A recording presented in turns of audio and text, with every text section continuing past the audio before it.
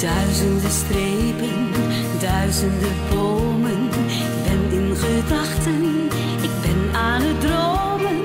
Ik zit in mijn auto en voel me bevrijd. Ik reis door mijn leven, ik heb alle tijd. Even geen zorgen, nergens aan denken. Straks zal ik stoppen om bij te tanken. Flitsende lampen, de motor die draait. Toch waarschuwt een haan in je hoofd die kraait. Ik weet nu dat er een engelbewaarder bestaat. Je kunt hem niet zien als die zachtjes tegen je praat.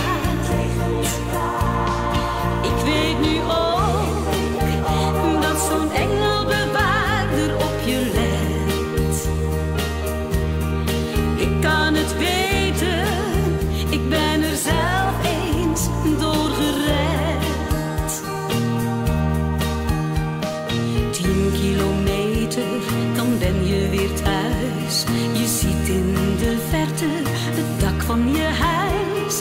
Je voelt dat je slaap hebt, toch rij je maar door. Een engelbewaarder die bijna verloor.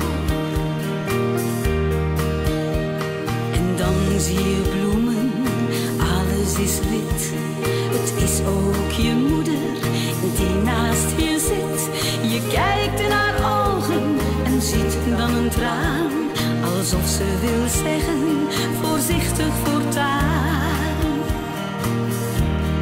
Ik weet nu dat er een engelbewaarder bestaat.